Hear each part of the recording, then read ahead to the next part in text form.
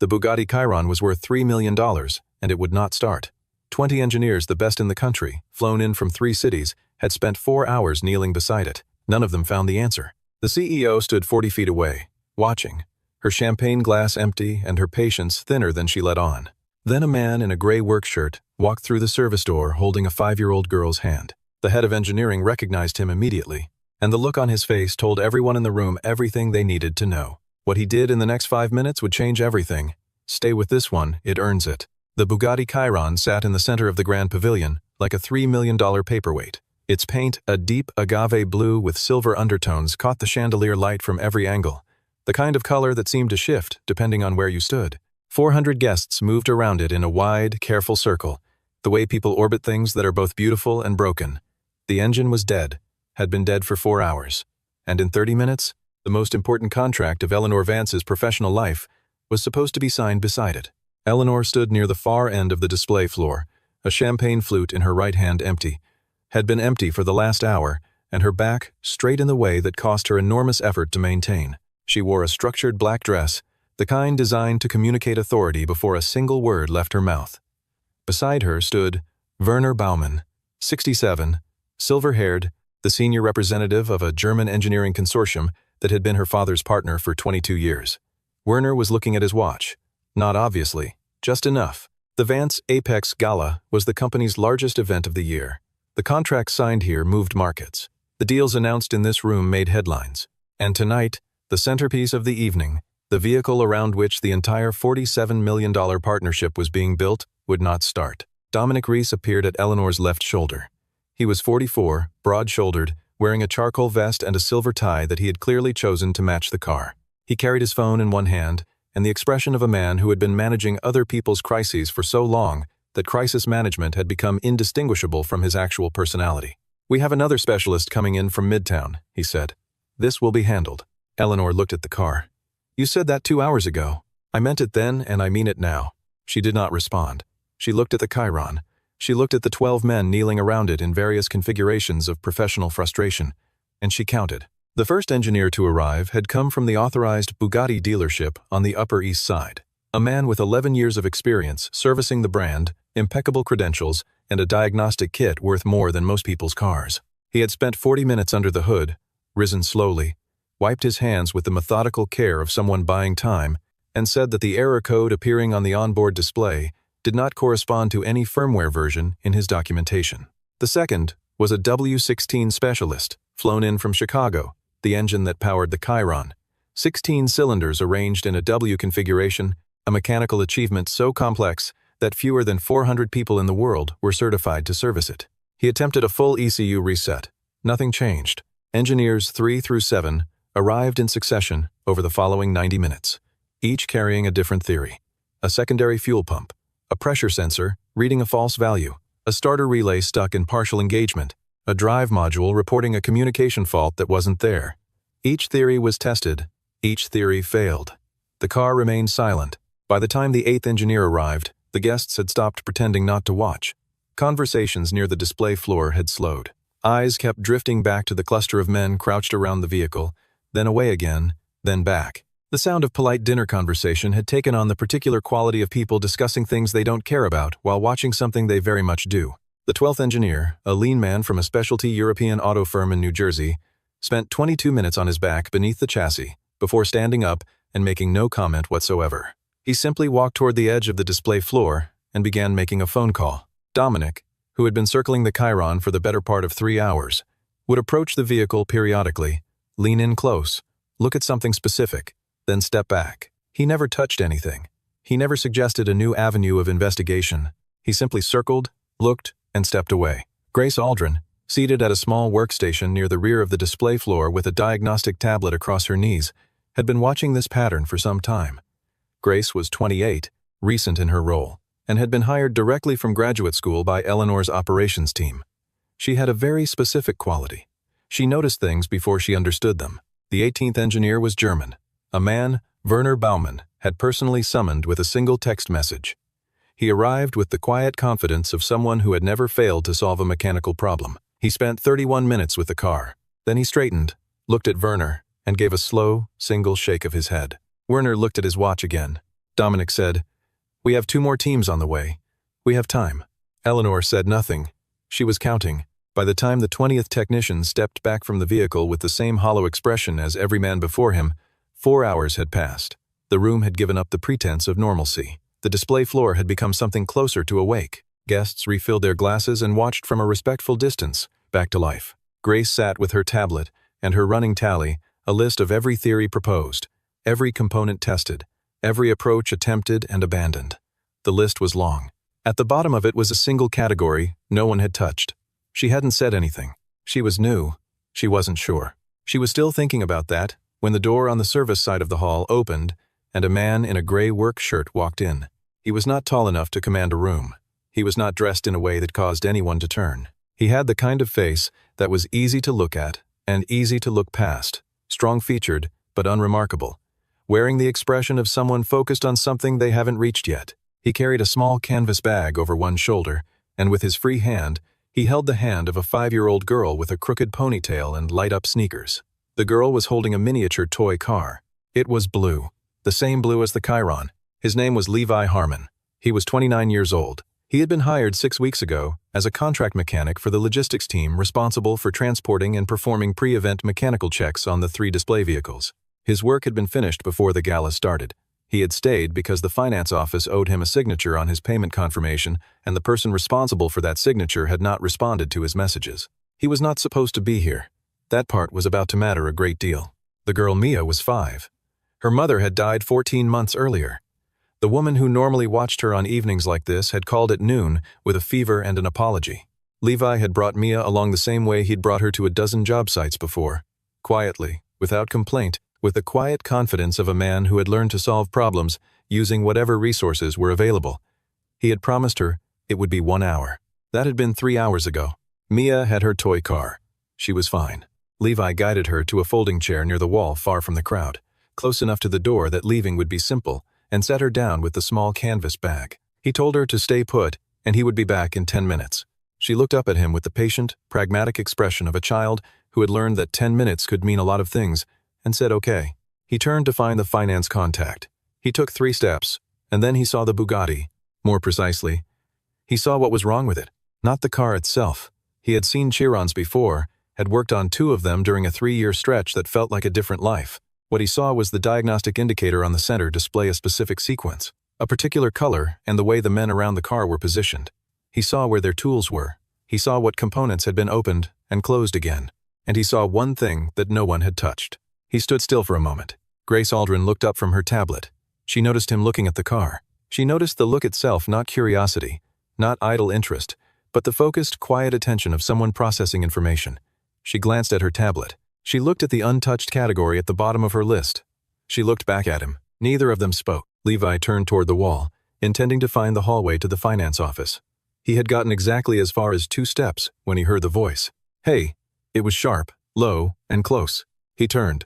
Dominic Reese was standing 8 feet away, and the expression on his face had moved through 4 distinct stages in the span of about 3 seconds. Levi could see the progression clearly. He had seen it before, 3 years ago, across a conference table. It started with surprise and ended somewhere that looked like controlled panic, wearing the costume of disdain.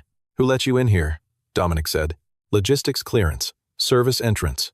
Levi held up his badge without any particular urgency. "I'm here for payment confirmation on the vehicle transport contract. Finance hasn't. This is a closed event. You're a contract worker. You don't have floor access for the gala. I have access until 9. It's 8:42. Dominic turned and said something to the security officer near the corridor entrance. The officer, a large man in a dark jacket, started toward Levi with the unhurried efficiency of someone who did this often enough that it required no thought. Levi did not argue. He took 1 step back, raised both hands slightly, the universal language of a man who has no interest in a scene, and said, "I'll go. I just need the signature first. Get the signature tomorrow. Leave now." The security officer reached him. And here was the moment that changed the tenor of the rest of the evening. Mia stood up. She didn't cry. She didn't call out. She simply rose from the folding chair, walked to where her father was standing, and positioned herself beside him with the unhurried calm of a child who had learned that standing next to her father was always the right place to be. She held her toy car against her chest with both arms. She looked up at the security officer with wide brown eyes that contained not a single trace of fear. The security officer, to his credit, stopped. The room had a different texture now. A few guests near the edge of the display floor had turned. Werner Baumann had turned. Grace had risen from her chair. Eleanor Vance set down her empty glass. She hadn't been watching Dominic. She had been watching the Chiron. She was still watching it when her peripheral vision registered the sequence of events: the arrival of the gray-shirted man, Dominic's reaction, the child stepping forward. She processed each element with the precision of someone who had spent her adult life in rooms where the real conversations were never the ones being spoken aloud. Something in Dominic's reaction was wrong. Not the irritation, she understood the irritation. What was wrong was the speed of it, the certainty, the specific urgency of a man who needed a specific person out of a specific room. Levi turned, placed his hand on Mia's shoulder, and prepared to walk toward the corridor. He had decided, in the span of about 1 second, that the signature was not worth whatever this was becoming. Eleanor said, "What do you see?" 3 words. She said them to the middle distance, the way a person speaks when they are not sure they intend to be heard but need to say the thing anyway. Levi stopped. He turned back. Eleanor was looking at the car, not at him. But the question had been directed at him. They both understood that. The entire room seemed to understand it. Dominic said, "Eleanor, this man is a contract mechanic. He has no engineering qualifications relevant to..." Eleanor raised one hand, barely moving it, the gesture of someone turning down a volume knob. Dominic went quiet. Levi looked at Eleanor. She looked at the car. Then, because there was no sensible reason not to, he answered her. "The secondary fuel rail has a vibration tolerance that runs narrow when the ambient temperature drops below roughly 56 degrees Fahrenheit," he said. His voice was level, unhurried, the voice of someone explaining a fact they have known for a long time to someone who has just asked about it. "Tonight is cold. The auxiliary pressure regulator is cycling out of phase with the primary injection sequence. The ECU isn't reading it as a hardware fault. It's reading it as a logic error. Nothing in the official service documentation covers that scenario, because the analysis that identified it was never formally approved." The room had gone very quiet, not the strained, expectant quiet of a crowd watching something about to happen. A different kind of quiet, the specific silence of a room in which a large number of intelligent people have just understood something simultaneously. Grace looked at her tablet. At the bottom of her list, the untouched category, secondary fuel rail pressure cycle. She had written it there 2 hours ago because the pattern of the error code suggested it, but she hadn't had the experience to be sure. She looked up. Dominic said, "That theory has already been..." He stopped. Grace said, "It hasn't." Quietly. Not aggressively. Just accurately. "It's not on the list." Werner Baumann had not moved. He had been watching Levi Harmon with the focused attention of someone retrieving a memory that hasn't been needed in a while. He had the look of a man who recognized something. Mia, who had been standing at her father's side through all of this, took one long look at the Bugatti. Then she lifted her toy car to eye level and tilted her head, comparing the 2 vehicles. She said, very softly, "Same color, but that one's bigger." No one laughed. But something in the room changed. Some thread of tension that had been pulled almost to the point of breaking loosened by a single degree. Eleanor looked at Levi. She said, "What do you need?" He thought for a moment. A 14mm wrench. And 5 minutes. Dominic opened his mouth. Eleanor did not look at him. The security officer had already stepped back. Levi set the canvas bag down beside Mia's chair. He took the wrench that Grace retrieved from the technical kit at her station. He walked to the car, crouched beside the engine compartment, and he began. He did not perform. There was no theater in the way he worked, no dramatic pauses, no sweeping gestures designed to communicate competence. He simply knew where to look, and he looked there. His hands moved with the particular, unhurried certainty of someone who has done a specific thing so many times that thinking about it would only slow the process. Mia sat back down on her chair. She watched. She had watched her father work on cars in garages and driveways, and once in a parking structure during a rainstorm, and she had learned a long time ago that the way to help was to be very still and hold the car. The first minute, Levi placed his bare hand against the housing of the secondary fuel rail, not to test temperature, to feel resonance. He kept it there for about 20 seconds. His eyes focused at a middle distance that suggested he was processing something other than what he was looking at. Then he moved his hand along the rail toward the mounting bracket. The second minute, he removed 2 small fasteners from the bracket, nothing dramatic, ordinary removal, and shifted the angle of the rail by approximately 3 degrees. Someone in the crowd exhaled audibly. Someone else murmured something that was not quite skepticism and not quite hope. The third minute, he found the auxiliary pressure regulator, a component the size of a thick paperback book, tucked behind the intake manifold, where the access was difficult enough that most service approaches bypassed it. He did not use the diagnostic tablet. He reset the regulator manually, using a sequence of 3 specific adjustments that came not from a manual, but from a place in his hands that manuals could not reach. Grace was recording every movement on her tablet, not because she had been asked, because she understood that what she was watching was not standard procedure. It was something rarer than standard procedure. The 4th minute, Levi stood. He looked into the engine compartment one more time, made no additional changes, and lowered the hood with both hands. He stepped back from the vehicle. Dominic had not spoken in 4 minutes. He stood 7 meters away with his hands in his pockets, and he was looking at a point on the floor that contained nothing. The 5th minute. Levi looked at Eleanor. He nodded once. Eleanor walked to the driver's side door. She had not sat in this car in 6 months. She had bought it as a centerpiece for tonight, as a symbol of what the partnership she was about to formalize represented the highest possible expression of what her company could achieve. She opened the door and sat down. The seat adjusted automatically. The ambient lighting inside the cabin came on. She pressed the ignition. 1 second. The W-16 engine started. It did not sputter.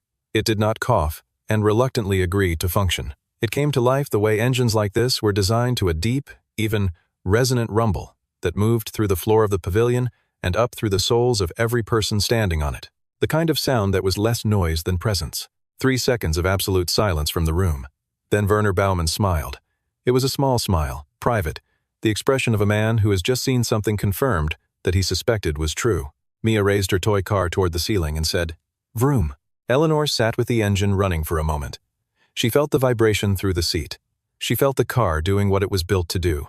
Then she turned it off, stepped out, and looked across the hood. She looked at Levi. Then she looked at Dominic. Her voice, when she spoke, was very quiet. The kind of quiet that has the same effect as a very loud noise. "Dominic," she said, "how long have you known about this?" Grace had already found the file. She had retrieved it 17 minutes ago, had retrieved it the moment Levi walked in, and she recognized his name from the metadata on a document she had read during her first week at the company. A document that had made her uncomfortable in a way she couldn't fully articulate until this moment. She read aloud from the tablet, not dramatically, not with any particular inflection, simply reading a fact that deserved to be read. Internal vibration analysis, W-16 fuel system, low temperature ambient conditions. Submitted to the R&D department in the spring of 2021. Author, Levi Harmon. The room processed this at different speeds. Werner Baumann looked at Dominic with an expression that was not surprise. Several engineers who had spent the last 4 hours kneeling around this car looked at each other and then looked at the floor. Levi stood where he had been standing. He did not look at the tablet. He did not look at Dominic. He was looking at Mia, who had gone back to arranging her toy car on the seat of the folding chair, with the focused attention of a child who has decided that the adult business is resolved and has moved on.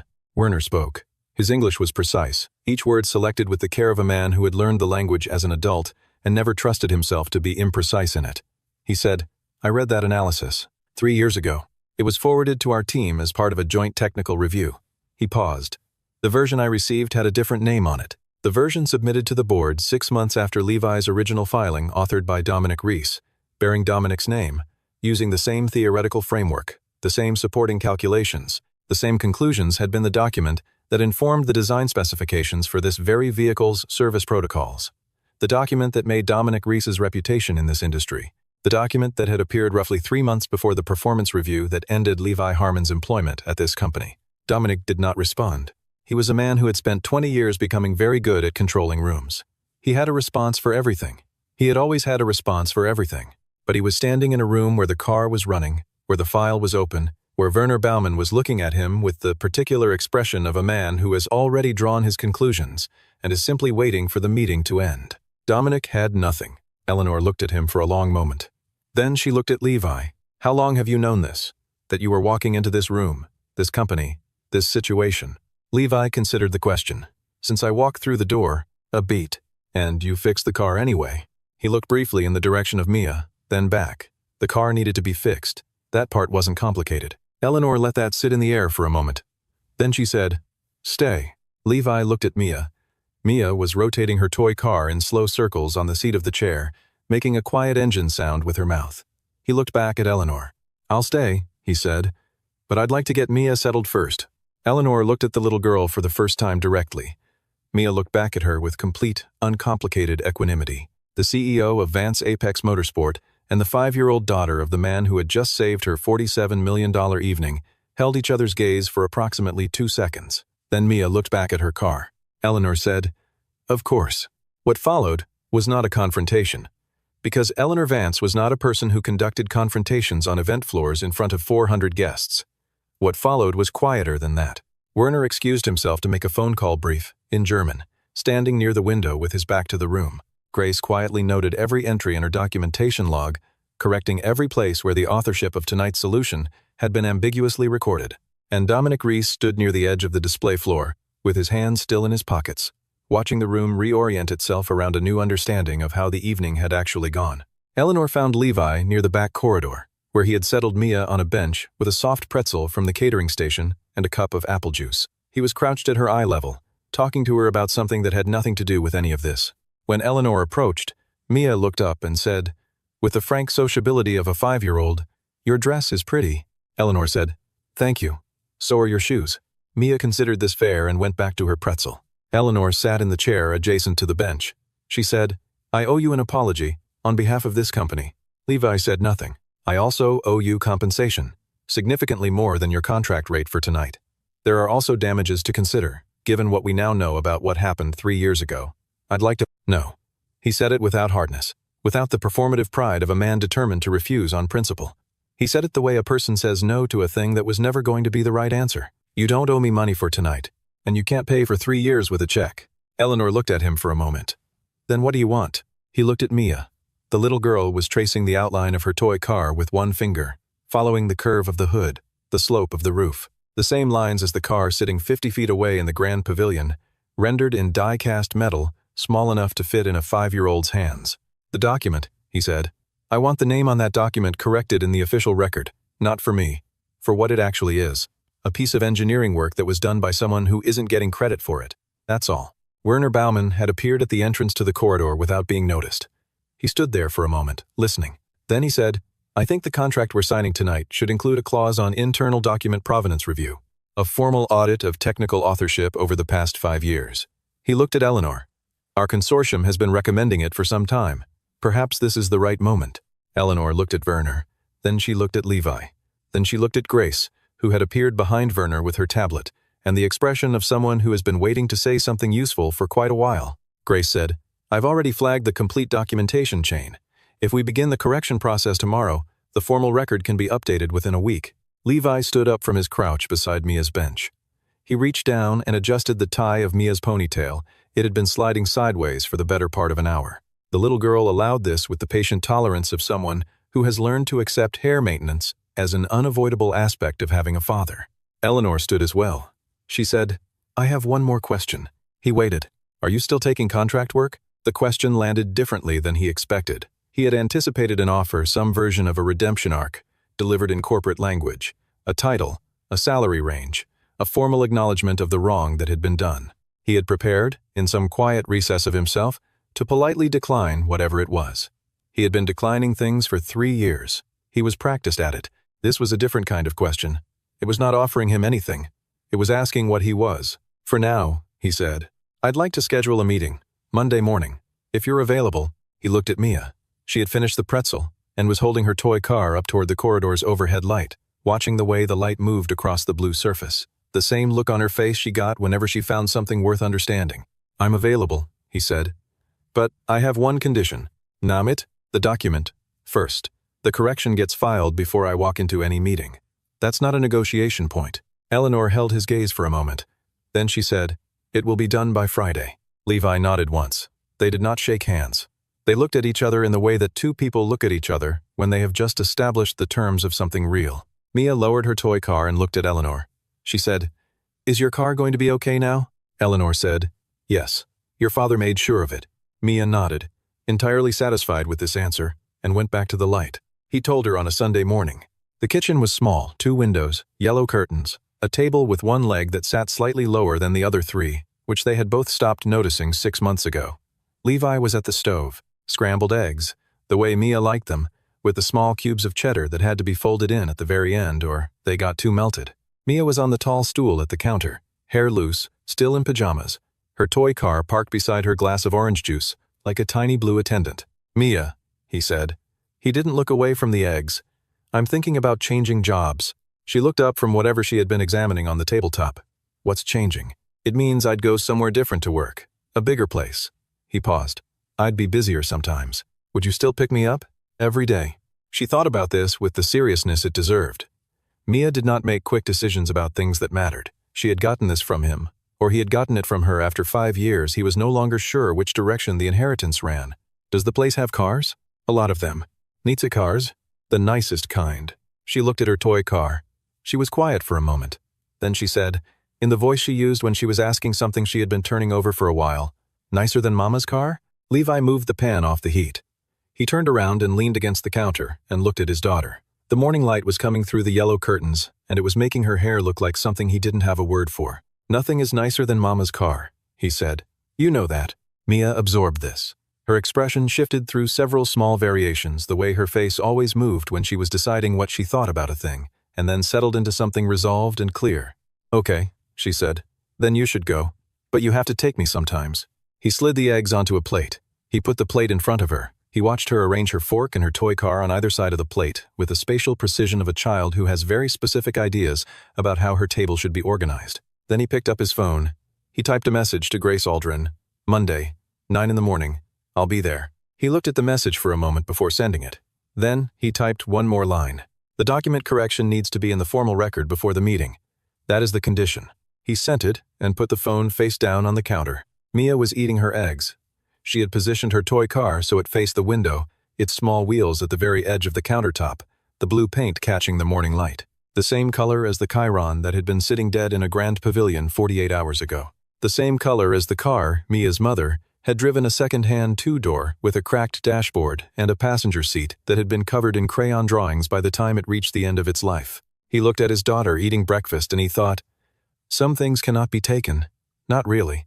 They can be moved around. They can be buried under wrong names and bad decisions and years of early mornings and small kitchens. But they stay where they are underneath all of it, patient, waiting to be called on. Monday morning, the building on 5th Avenue where Vance Apex Motorsport occupied 4 floors was the kind of place that made people walk differently when they entered it. The lobby had 20-foot ceilings and a floor that reflected the light in ways that felt intentional. Levi wore a light green button-down shirt, dark trousers, and clean leather shoes. He had left Mia at the preschool down the street from their apartment, and she had gone without complaint, which meant she was in a good mood, which meant the day had started correctly. Grace met him at the elevator. She looked like she had been awake since before 6. She looked like she was happy about it. The filing went through Friday afternoon, she said, as they rose. The document has been corrected in the company record. The consortium received notification this morning. Werner's team? His office confirmed receipt. He asked me to tell you.